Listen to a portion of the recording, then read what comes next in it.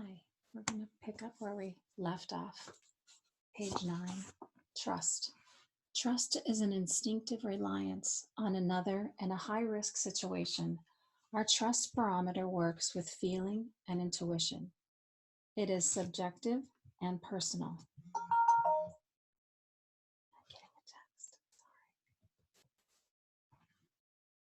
We often believe we trust someone, but are surprised when we feel differently about that person if we are in a risky situation. We do not trust in words alone. Words can lie. In recovery, we are still healing from having misplaced our trust and being hurt. When we do risk trust, we become vulnerable, and we realize people are human and can let us down. We should remember we have learned a lot about ourselves as we have grown, and we are in charge of our own trusting. Trust in others is reinforcing each time we risk and learn someone is trustworthy. We also increase our own self-trust. It is essential to trust our own thoughts and feelings, even when standing alone in a group. We often can look back and say, I remember knowing I should not have trusted and I should have followed my feelings. When we ignore our inner messages, feelings of trust, we rely on others' feelings rather than our own. When we accommodate others without considering ourselves, the results can be harmful. This is what is often called codependency, giving other people our power to feel and think, putting another person in charge of us while ignoring our own inner world of truth. This giveaway process involves pleasing others and giving them our apparent trust. In recovery, many people discover new feelings and need to monitor their trusting by taking their feelings seriously. This means mistakes will occur. We cannot develop self-trust without making mistakes with some of our newly acquired feelings. Self-esteem. Self-esteem is respecting and accepting ourselves. When our self-esteem is high, intimacy comes more easily to us. When we respect ourselves, we can be more accessible to others without pretending or feeling anxious. With high self-worth, we value ourselves and treat ourselves with respect and dignity. In other words, we are friends with our true selves. Self-esteem is based on many things, such as our own self-concept and self-acceptance. Our self-esteem, like any other human attribute, does not remain constant. As we allow ourselves to live a full life, we will make mistakes and experience ups and downs in our self-worth. As we make amends and correct our wrongs, we can pick ourselves up, forgive ourselves, and continue building our self-esteem. This process is like a wave dipping down when we don't live our values, then moving gradually upward as we continue to grow. As we struggle with our self-esteem, we are aware we are not alone. Our faith in our higher power can assure us that this is part of being human, part of a lifelong process. Self-awareness. Self-awareness means knowing and trusting our feelings and values when we interact with others. Being consistent in our values and behavior is a part of our self-awareness. When we are self-aware, the person we think we are is very close to the person others think we are. No one is ever totally self-aware. We have aspects that others see and we cannot see. We rely on honest feedback to increase our self-awareness. High self-awareness allows us to take risks by letting go of control. We can rely on our sensitivity to our own feelings and, at the same time, be sensitive to the feelings of others. When two people are self-aware, they have a great potential for intimacy. Assertiveness. We need to be assertive in order to develop our capacity for intimacy. That is, we need to be responsible for asking for what we want. Assertiveness lies between being passive and aggressive. The passive person does not act, but waits for others to reach out. This person usually has low self-worth and will not take responsibility for fulfilling intimacy needs, remaining dependent on others. He or she feels, I don't deserve intimacy. The aggressive person reaches out to others forcefully in a demanding style. Often aggressive people violate the boundaries of others through uninvited touching, by standing too close, by asking personal questions, by interrupting, or by disclosing too much about themselves. This person feels that I don't deserve intimacy now, and I can make it. I deserve intimacy now, and I can make it happen. The assertive person is in the middle of these extremes. Assertive people have an idea of what they want and risk asking for it. They are willing to risk rejection. Asking is merely giving information about ourselves, letting someone know what we want. It is not a demand. Our request may be denied, but that does not necessarily reflect on us. Assertiveness requires practice, and we experience new feelings when we risk it. Some shy, passive people often feel aggressive when taking responsibility for their own intimacy needs because it is such unfamiliar behavior. As we learn to develop new patterns of assertiveness, we feel more comfortable and it becomes natural. The assertive person should feel that I deserve love, I can risk, but I cannot be in control of the outcome. Page 12, Expressions of Intimacy. What is intimate can be different for each one of us. For example, one couple who had been married for over 20 years had an ongoing argument. She complained, I want intimacy, and felt unfulfilled in her marriage.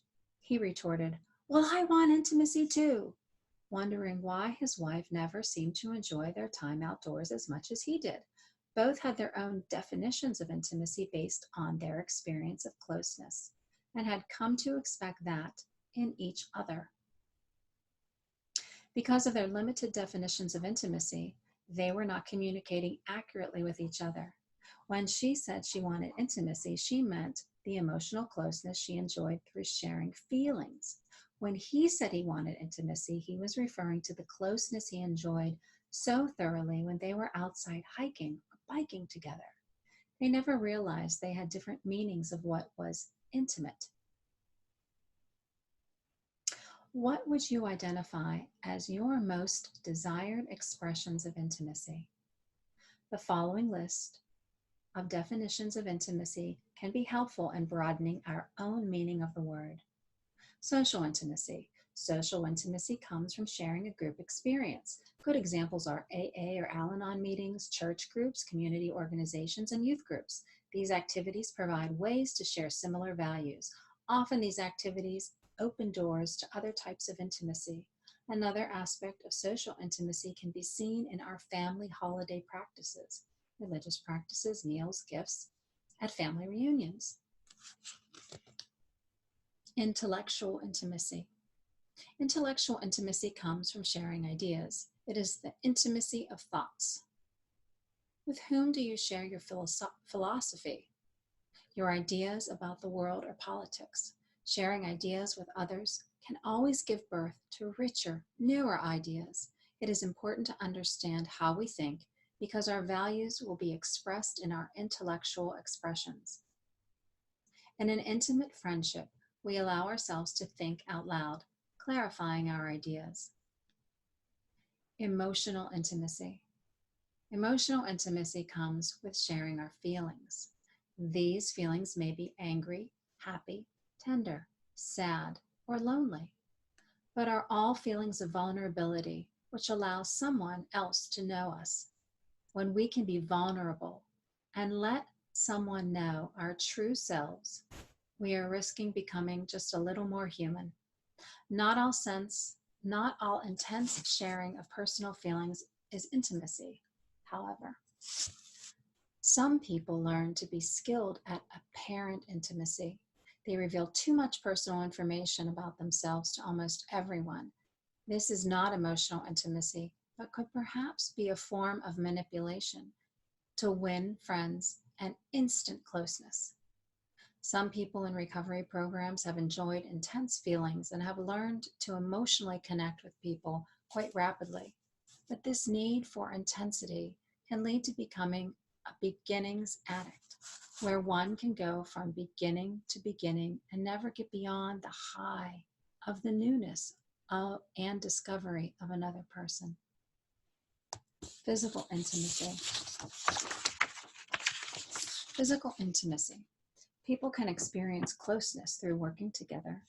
Many farm families enjoy a special intimacy by chopping wood, doing gardening, or dancing together.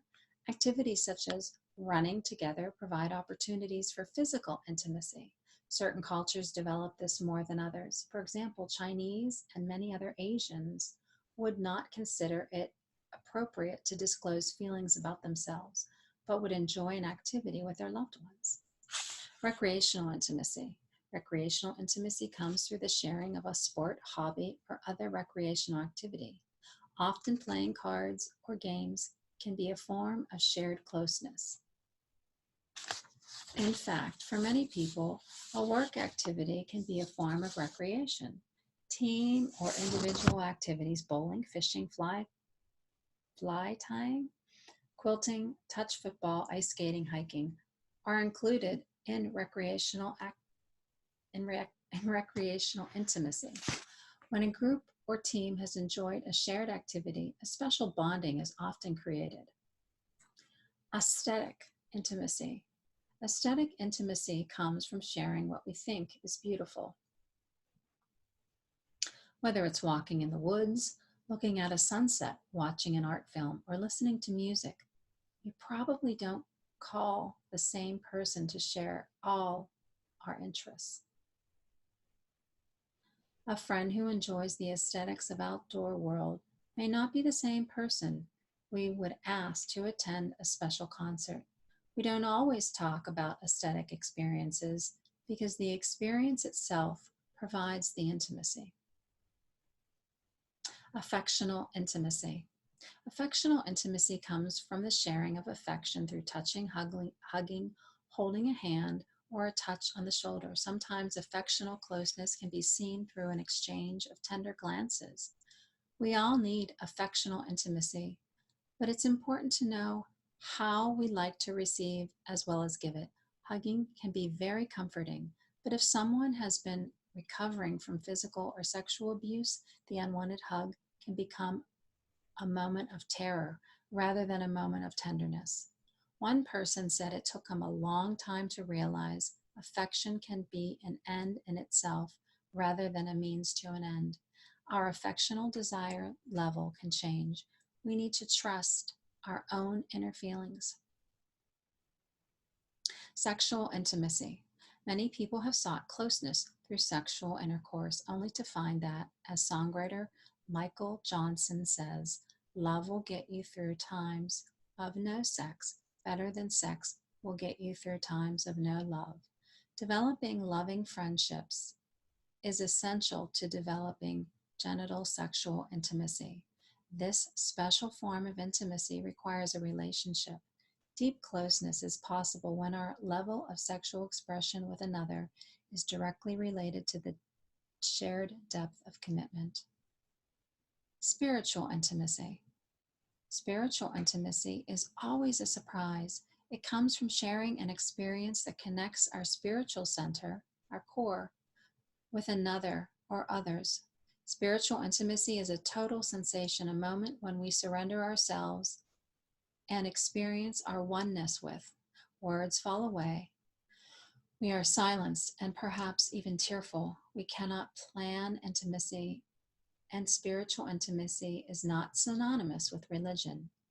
It certainly may be experienced in a religious context, as well as in a variety of other contexts. All of us have experienced these forms of intimacy in some way. If you were going to rank your preferred definition of intimacy, what would you put first? Each of us has a script, which may not be clearly known to us, and that script reads, if you love me, you will, ... If you completed that statement of expectations, would you say, take a walk in the woods? Or tell me you love me? And the other part of our expectation script might read, if I love you, I will ... How would you complete this statement of your commitment? Would you say, I will cook your favorite meal once a month? Or, I'll take you to your favorite films.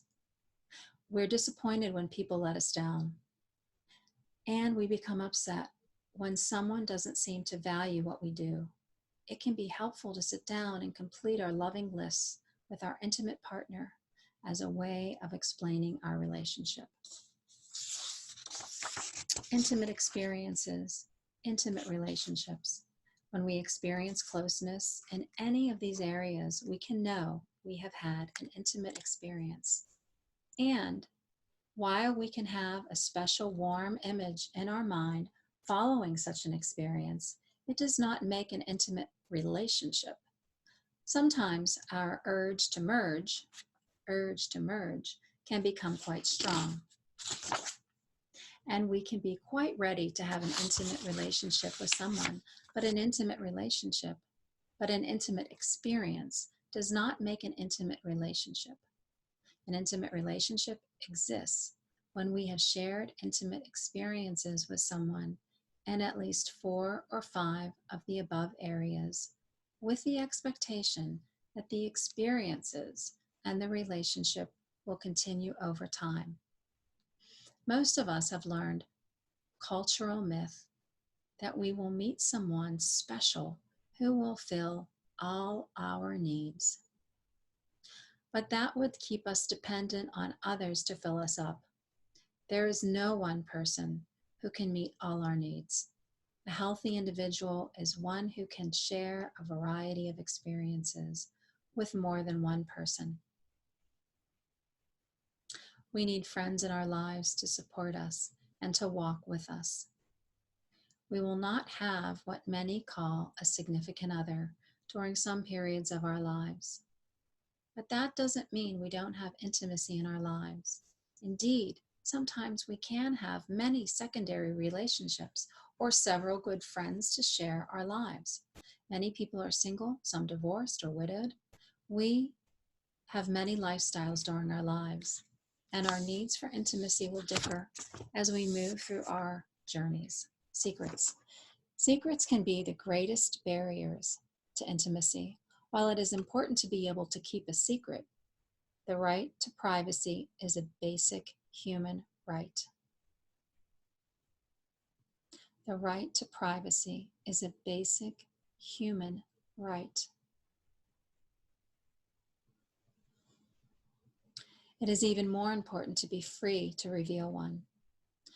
While we are all entitled to our privacy, secrets about things that make us feel shameful or cut us off from intimacy.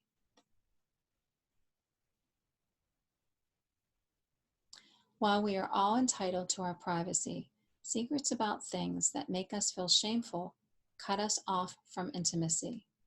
When we can choose to tell our secrets freely, we become linked with the people we share them with and become fuller human beings in the process. In this way, we become more transparent to our loved ones and are more fully seen and known. Intimacy deepens when we can share responsibility for hearing one another's secrets. Facing fears. Facing intimacy means facing our fears of rejection and abandonment. This is natural for those risking real closeness. Our fear of rejection is balanced by our need for close contact. Often people say, if you really knew me, you would not love me. The opposite is true.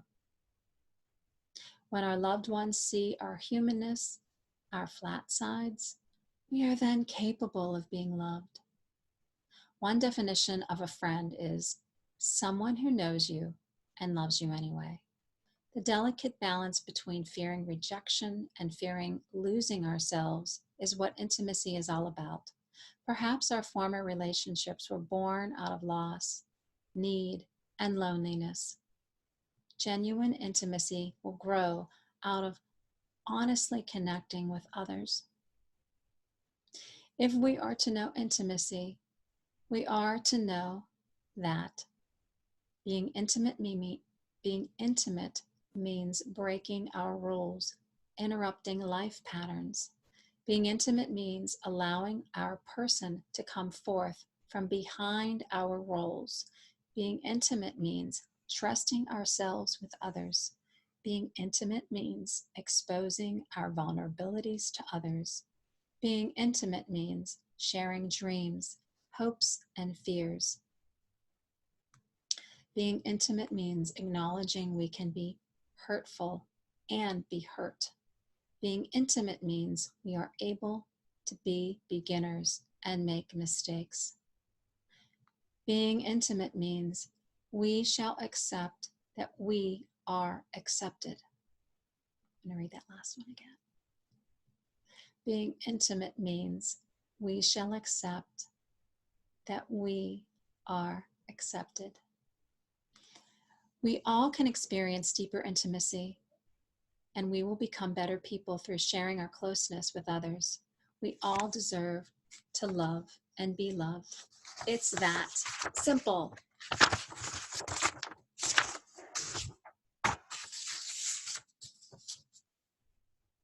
The past exists only in memory, consequences, effects. It has power over me only as I continue to give it my power. I can let it go. I can let go, release it, move freely. I am not my past. The future is not yet. I can fear it, flee it, face it, embrace it, and be free to live now. Author unknown. And that's the end. I hope that you enjoyed this and that it was a gift to you in some way, and that maybe it might fortify your life in some way. We need each other.